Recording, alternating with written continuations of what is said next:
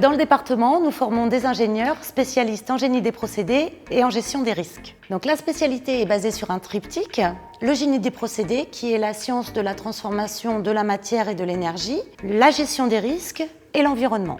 Alors nous travaillons avec de petites promotions, une trentaine d'étudiants environ, afin de favoriser un suivi pédagogique rapproché. Nous cultivons l'esprit d'ouverture en proposant beaucoup d'enseignements d'humanité et aussi autour des enjeux environnementaux. Le département immerge ses étudiants assez rapidement dans le monde professionnel en leur faisant réaliser 2 stages. Un premier stage en 4e année de 10 semaines, orienté sur la spécialité, et un stage ingénieur de 21 semaines en dernière année.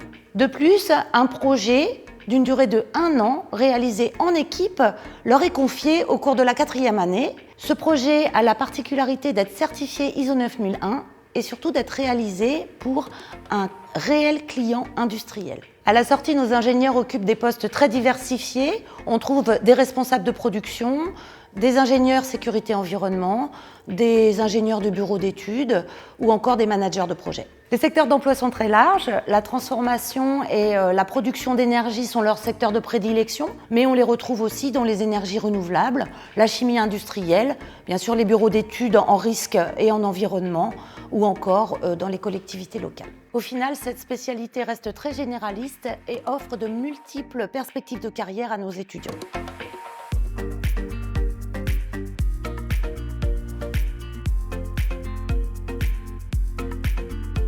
J'étais plutôt hésitant sur mes volontés pour l'avenir et j'ai donc inclus GPGR dans mes choix car elle offrait un large panel de matières sans trop se spécialiser en 3e année. Je trouve que les enseignements sont assez complets et assez généraux. On va de la gestion de crise à la mécanique des fluides, mais également au traitement des effluents liquides. J'aime beaucoup cette formation car c'est très concret, on réalise des projets en équipe et au-delà de découvrir des nouveaux centres d'intérêt, on peut créer des liens forts et durables. En 2e année du cycle ingénieur, on a l'avantage de faire un PIC, donc un projet INSA certifié ISO 9001, ce qui permet déjà d'avoir une expérience concrète du monde professionnel.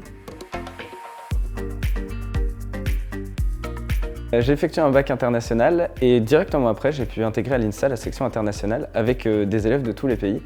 J'aime beaucoup ce cursus parce que cette section propose les enseignements du premier cycle, mais en anglais. J'adore ce format parce que je trouve qu'il n'y a pas de meilleur moyen que d'entendre l'anglais quotidiennement pour mieux s'imprégner du langage. L'INSA a l'avantage de faire partie d'un groupe qui est reconnu par les entreprises, ce qui nous permet d'avoir des offres, que ce soit pour un contrat de professionnalisation en 5e année comme je fais actuellement, ou pour des stages, ou même pour un emploi en fin d'études. Je crois que ce qui me plaît le plus par rapport à l'INSA, c'est l'ouverture, non seulement sur le développement personnel, donc scolaire et extrascolaire, mais aussi au niveau international.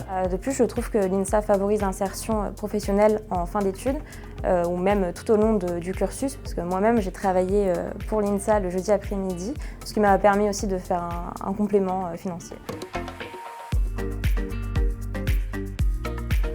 Là, actuellement, je suis en contrat de professionnalisation pour Auril, une industrie pharmaceutique, et éventuellement, après ce contrat, j'aimerais être directement embauchée. Je pense que je me cherche encore un petit peu, mais j'ai déjà pu trouver quelques pistes de réflexion pour mon avenir grâce à ma formation, notamment sur les axes de gestion de crise et de gestion de projet, qui sont des choses sur lesquelles je pense me concentrer dans l'avenir.